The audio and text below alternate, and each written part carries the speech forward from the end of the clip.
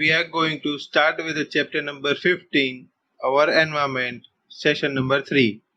This is the last session of this chapter.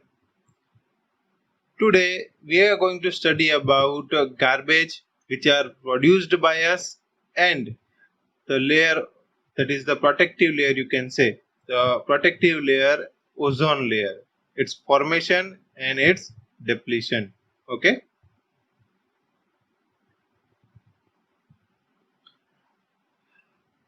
How do our activities affect the environment?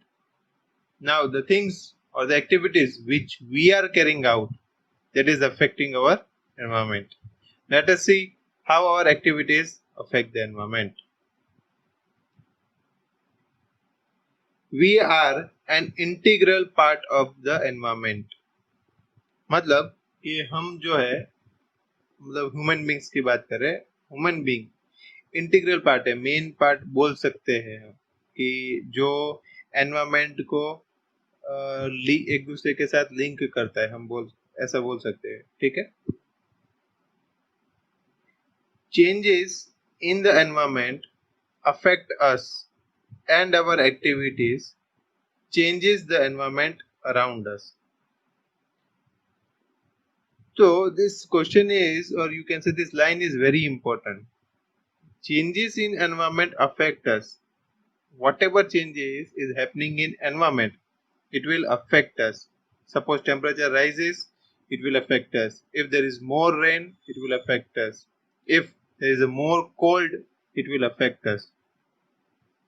And the other way is also correct. दूसरी तरीके से भी हम बोल सकते हैं कि our activities changes the environment around us.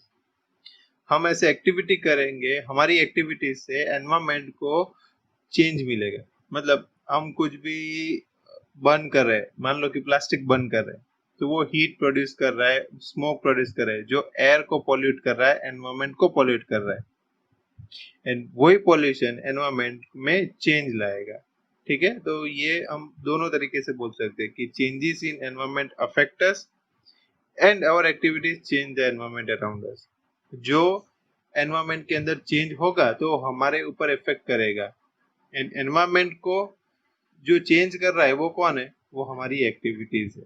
ठीक है. तो हम ठीक से एनवायरमेंट को बचा के रखेंगे तो उसका इफेक्ट हमारे ऊपर कम आएगा.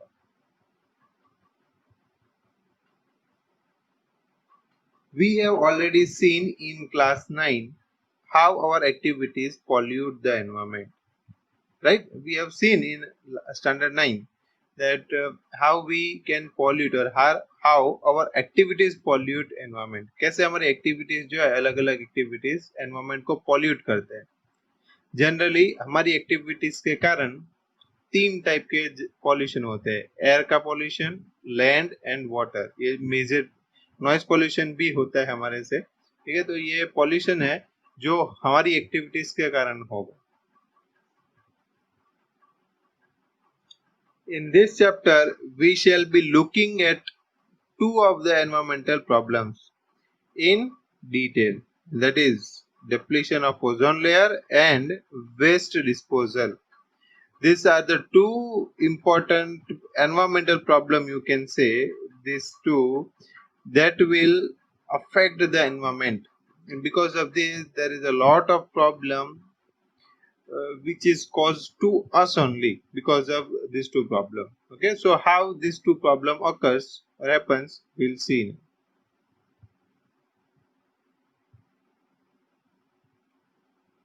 Ozone, you can also write in a symbolic form as O3, is a molecule formed by 3 atoms of oxygen. तो ओजोन O3 बोलते हैं. तो it has 3 atoms of oxygen, while O2 मतलब oxygen, which we normally refer to as oxygen, is essential for all aerobic form of life. तो aerobic form मतलब जहां पे oxygen का यूज होके कोई एक्टिविटी कैरी आउट हो रही है उसको बोलेंगे एरोबिक.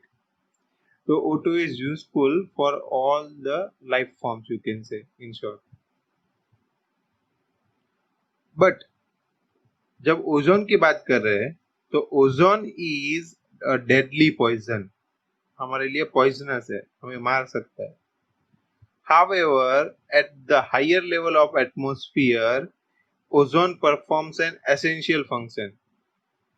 पर ये जब अर्थ से बहुत दूर एटमॉस्फेयर के अंदर जहाँ पे है ओजोन लेयर, तो वहां पे ओजोन बहुत ही अच्छा और बहुत ही मतलब हम बोल सकते हैं प्रोटेक्टिव फंक्शन कर रहा है हमारे अर्थ के लिए और हमारे लिए. क्या काम कर रहा है तो देखते हैं. It shields the surface of the earth from ultraviolet that is UV radiation from the sun. Shield मतलब एक प्रोटेक्ट, एक ढाल की तरह काम कर रहा है हमारे अर्थ के लिए कि हार्मफुल अल्ट्रावायलेट रेडिएशन को अर्थ के ऊपर या अर्थ के सरफेस तक नहीं पहुंचने देता है. This radiation is highly damaging to organisms. बहुत प्रॉब्लम करता है, हाईली डैमेजिंग, बहुत नुकसान करेगा ऑर्गेनिजम्स को. तो एक एग्जांपल देखते हैं कैसे. For example, it is known to cause skin cancer in human beings. तो जो ये अल्ट्रावायलेट रेस अर्थ के सरफेस तक पहुंच गए, हमारे ऊपर गिरे, तो हमें स्किन कैंसर दे सकता है. हमें स्किन कैंसर का डिजीज जो है हमारे बॉडी के अंदर एंटर कर सकता है. ये दो इमेजेस है, विल सी प्रॉपर्ली. देखो यहाँ पे जो रेज आ रहे हैं ये पार्ट में, तो जो पर्पल कलर के रेज है वो एक लेयर पे जाके यहाँ पे जाके स्टॉप हो रहे हैं. ठीक है, वो अंदर तक नहीं आ रहे, बट जो नॉर्मल सनलाइट है वो अर्थ तक आ रहा है. देखो येलो कलर के सनलाइट अंदर तक आ रहे हैं, पर्पल कलर के जो लाइट है वो एक लेयर तक अटक रहे हैं. मतलब ये जो ओजोन लेयर है, ये देख रहे हैं आप, ओजोन लेयर ये है, वो यूवी रेस को अंदर नहीं आने दे रहे. रीडिए, तो ozone layer absorbs harmful short wavelength ultraviolet light from the sun. ये सन में से स्टॉप कर देते हैं. ठीक है, यहाँ पे भी देखो एक प्रोटेक्टिव ब्यूटीफुल इमेज है ये प्रोटेक्टिव लेयर. ये छोटे छोटे पार्टिकल्स आपको देखे, वो प्रोटेक्टिव लेयर है, ओजोन का प्रोटेक्टिव लेयर. और वहां पे देखो सन के रेज आ रहे हैं और बहुत सारे रिफ्लेक्ट होके वापस जा रहे हैं. देखो ये बहुत सारे रिफ्लेक्ट हो रहे हैं और थोड़े ही जो सनलाइट है यूजफुल है हमारे लिए, वो अंदर एंटर कर रहे हैं. Understood?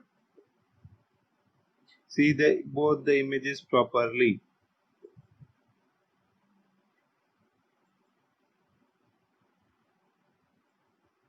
Now formation of ozone layer. How ozone layer forms?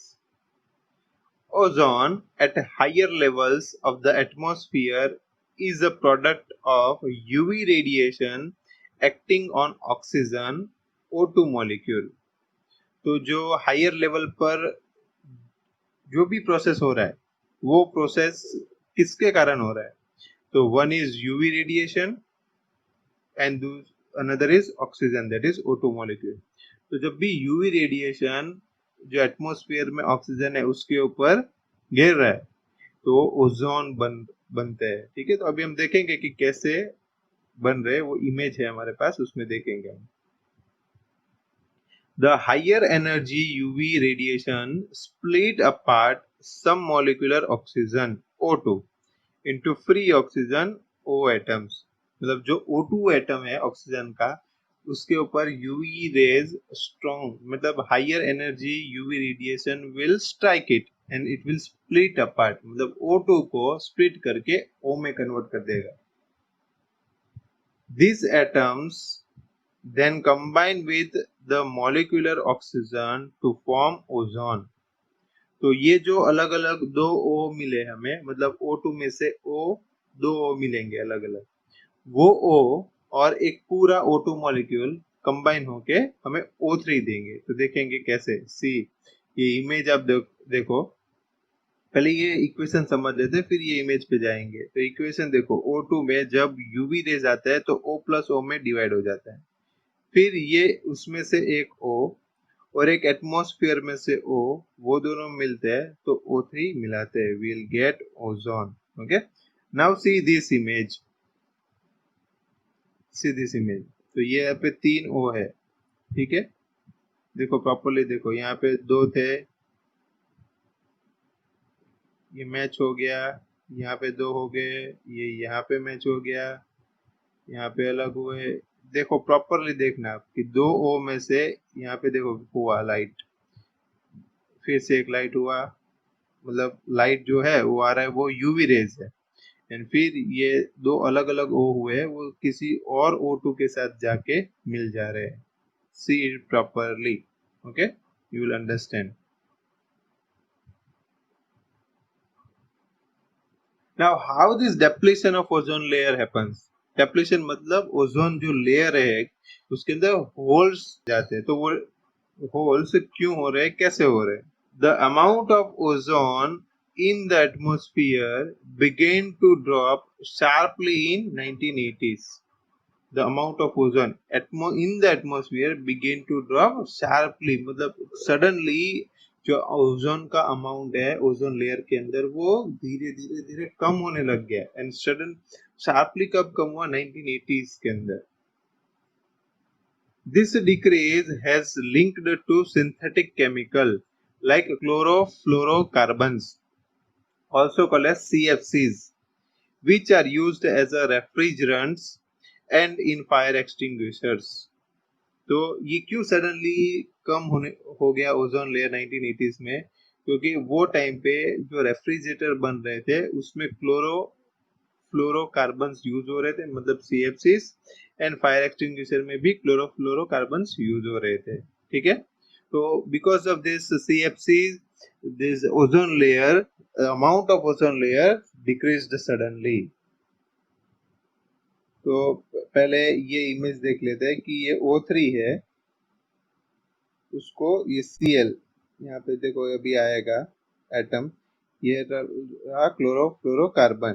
Chlorofluorocarbon में से क्लोरीन अलग हो गया, क्लोरीन ने O3 में से O ले लिया और बना लिया, देखो ये O3 में से O ले रहे और O2 कन्वर्ट करे, मतलब ऑक्सीजन में कन्वर्ट करे। सो क्या हो रहा है कि ओजोन लेयर सडनली वीक हो रहा है, अमाउंट ओजोन का कम हो रहा है, किसके कारण?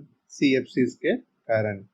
और जब भी ऐसे होल होंगे तो यहाँ पे अब देखो ये होल दिख रहा है आपको, ये बाकी का ब्लू कलर का दिख रहा है, बट यहाँ पे होल्स हो गए।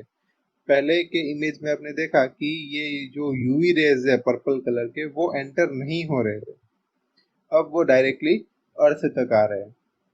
एंड उसके कारण क्या होगा हमें पता है, स्किन कैंसर। तो read this part, without the protection of the ozone, cancer causing ultraviolet rays would constantly heat the surface of the earth, और वो अर्थ के ऊपर आएंगे और ह्यूमन बींग्स को स्किन कैंसर कॉज करेंगे। अंडरस्टूड? तो ये इमेज में आप देख सकते हो कि कैसे O3 ऑक्सीजन में कन्वर्ट हो रहा है, मतलब ओजोन लेयर डेप्लीट हो रहा है, कम हो रहा है। यहाँ पे देख सकते हो कि वो जब डेप्लीट होगा तो सब यूवी रेज अंदर आ जाएंगे। Understood? And if this depletion keeps on increasing, what will happen? There will be lot of disease on the earth. There will be rise of temperature on the earth. Okay? तो ये सब green house effect बोल सकते हैं, global warming के कारण ये हो रहा है। तो ये सब global warming, green house effect, chlorofluorocarbons, ये सब में रिड्यूस करना है तो हमें सबसे पहले पॉल्यूशन, एयर पॉल्यूशन को रिड्यूस करना पड़ेगा। Understood?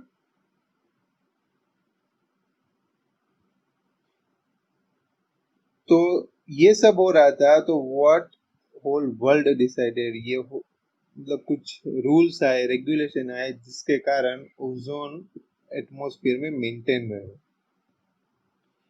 In 1987, the United Nations Environment Programme, that is UNEP, succeeded in forging an agreement to freeze CFC production at 1986 levels.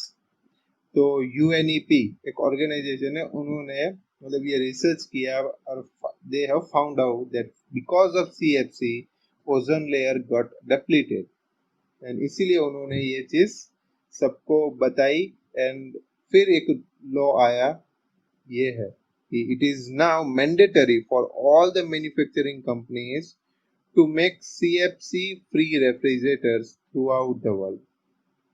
फिर ये इसके बिना CFC के बिना के रेफ्रिजरेटर बनाने के लिए मैन्युफैक्चर करने के लिए बताया गया. Understood? So this was a very big step of UNEP to protect the ozone layer, or you can say to they have noted down the things which was affecting the ozone layer. Understood?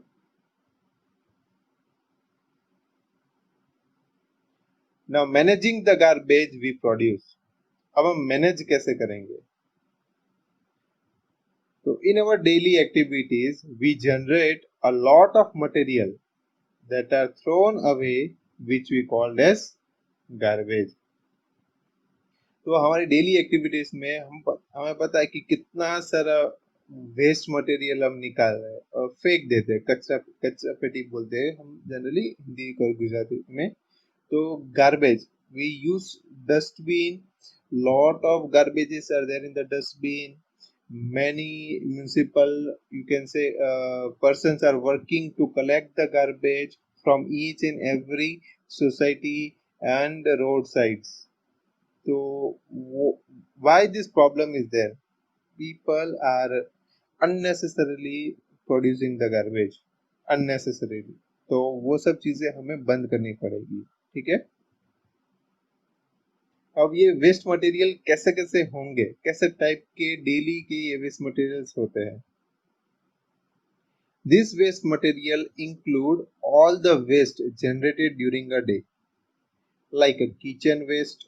तो kitchen waste के अंदर कौन से waste होंगे? Spoiled food that will be there, क्योंकि हमें पता नहीं होता कि कितना खाना बनाना है. कोई बार कोई ज्यादा खाता है, कम खाता है, जिसके कारण खाना बच जाता है एंड कोई बार खाना खराब भी हो जाता है. तो स्पॉइल्ड फूड होगा. वेजिटेबल पिल्स, छिलके वेजिटेबल के. यूज्ड टी लीव्स, जब हम चाय बनाते हैं तो पीछे जो बच जाता है, चाय पत्ती बोलते हैं हम, तो वो. Milk packets, NMT cartoons. ठीक है. तो ये सब चीजें जो वो है किचन वेस्ट है. फिर वेस्ट पेपर, जो न्यूज़पेपर होता है हम बोल सकते हैं वो waste paper.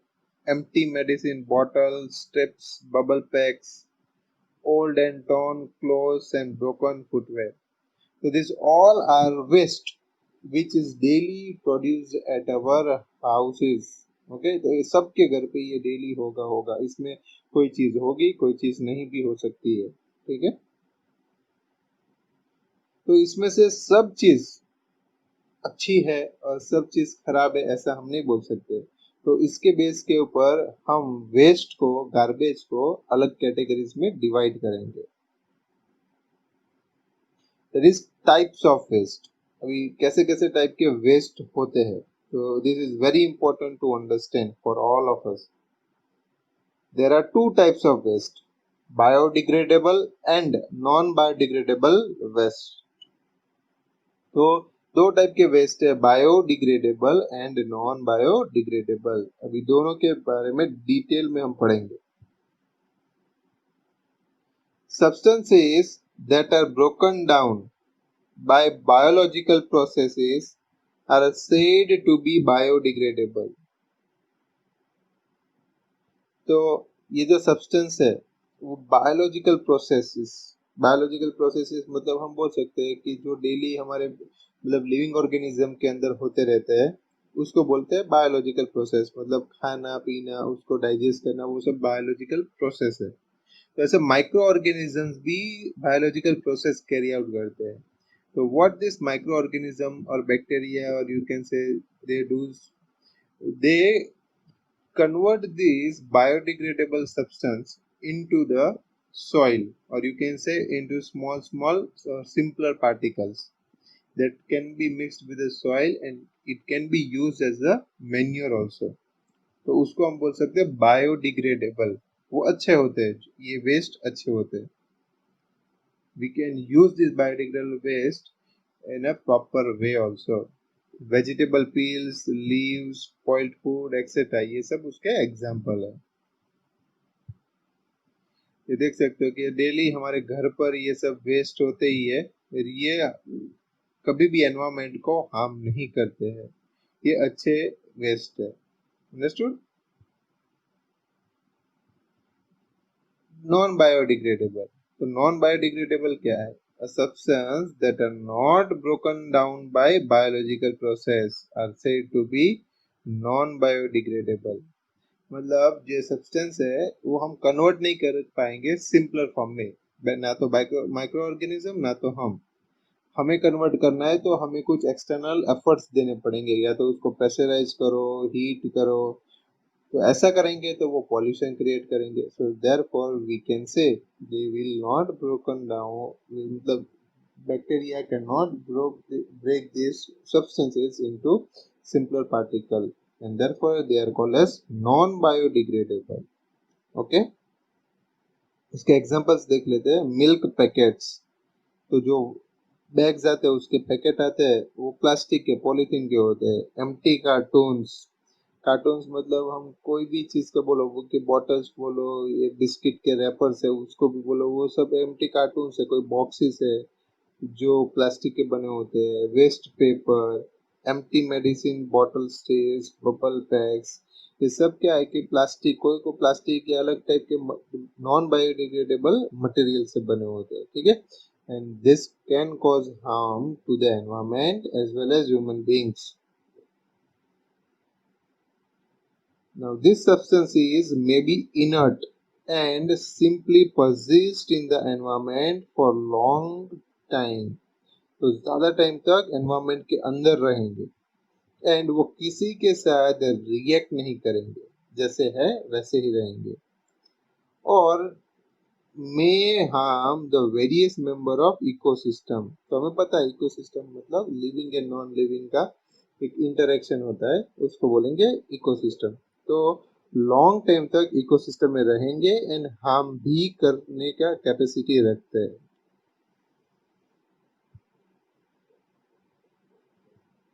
Now, harmful effects of garbage, तो heaps of garbage is heaped all over the places in towns, city, which can affect environment badly। तो देखो आप कि बहुत सारी जगह पे ऐसे हिप्स रहेंगे, ये हिप्स कचरा, in short you can say garbage, और nobody is even taking care of this thing.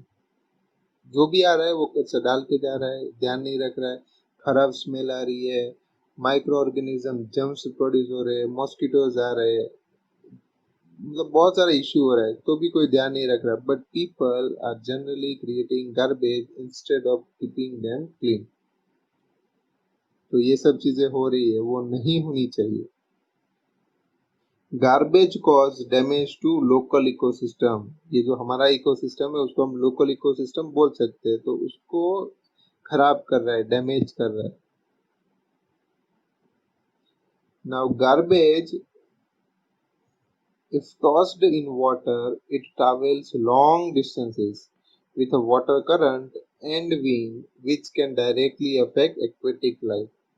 तो कभी भी हमें, इन शॉर्ट ह्यूमन बीइंग ऐसे एक ऑर्गेनिज्म है कि उनको, वो सेल्फिश है, उनको अपने बारे में ही चिंता है, मतलब खुद के बारे में, बाकी किसी की चिंता नहीं है, उसको मन पड़े वो ही करेंगे। तो they generally throw garbage or dust, or you can say whatever waste material they have anywhere they want।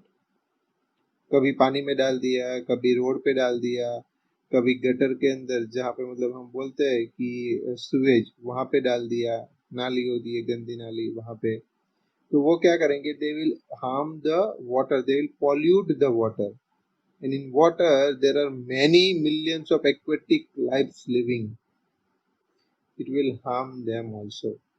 Okay, तो हमें हर एक चीज का ध्यान रखना चाहिए। ये जो हमारे पास डस्टबिन है, वहाँ पे हमारे घर पर लोग लेने के लिए आते हैं गार्बेज, तो हम वहां पे क्यों नहीं डाल रहे, क्यों रास्ते पे पानी में कहीं पे मन पड़े वहां पे डाल रहे।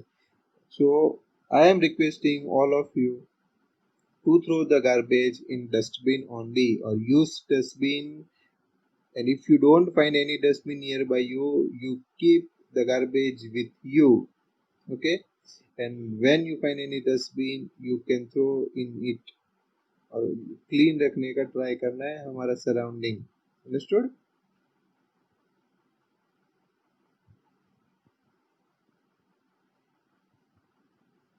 Inland, garbage can cause land pollution and can harm or kill animals. Severe so, kill animals, serves as a house of bacteria and also can start fire. तो ये जो लैंड गार्बेज है तो बहुत सारे एनिमल्स है, उसको कहीं पे खाना नहीं मिल रहा है, तो यू कैन सी ये गोट गोट है यहाँ पे, ये आपको दिख रहा है, ये छोटी सी कैट दिख रही है, तो they all start eating this garbage and ultimately some other day they will die. जैसे बहुत सारे केसेस है, वो आपको पता ही है होगा कि many cows have eaten this plastic garbage and after a year or two they die. And when you take out or when you cut open their stomach, you will find many kgs of garbage, like many kgs of polythene inside their stomach. तो ये बहुत ही खराब चीज है.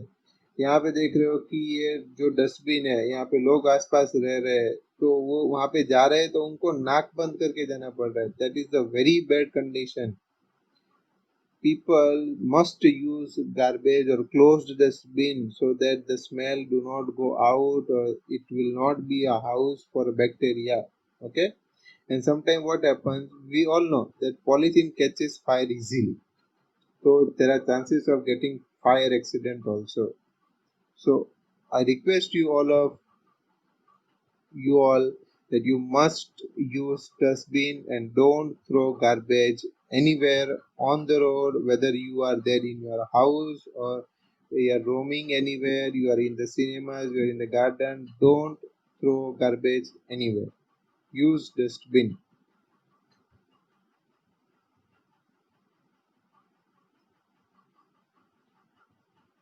Harmful effects of garbage.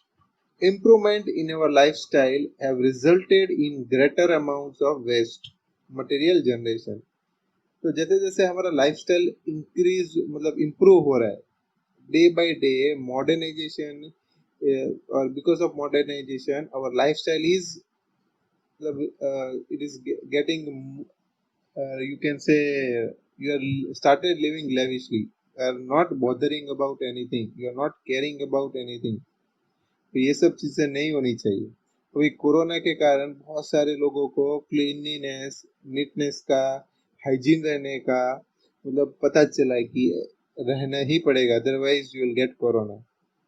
तो अब आपको पता चलेगा, मतलब मजबूरी में आप अपने आप को क्लीन रखोगे, अपना सराउंडिंग क्लीन रखोगे. ठीक है?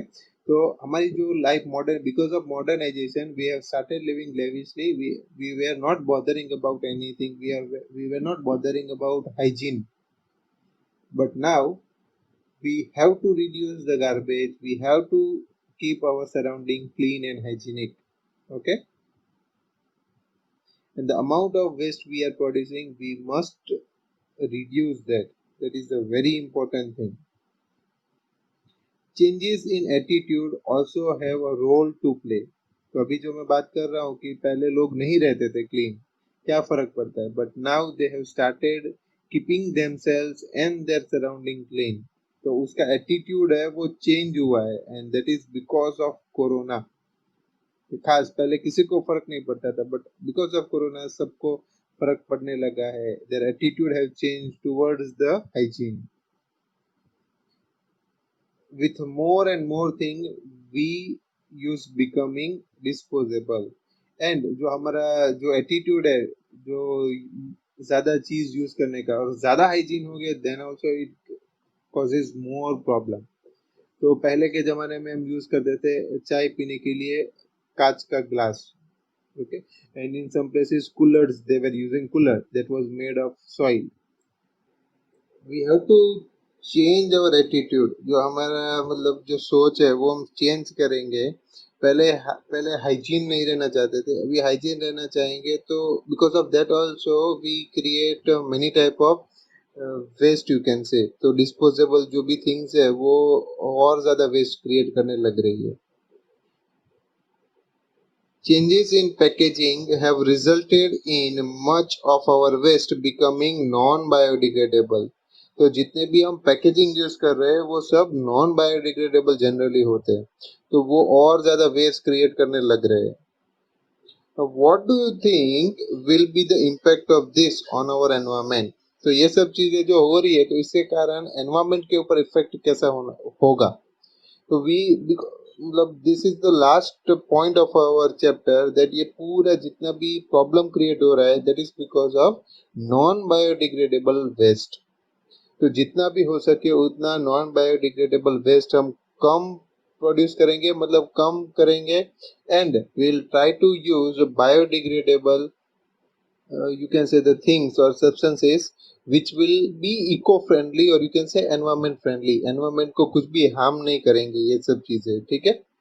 So here is the end of our chapter, and we should take care that we should produce a very less amount of non-biodegradable waste as well as biodegradable. But if there are the chances of producing, you can say non-biodegradable waste, we'll try to cut that down.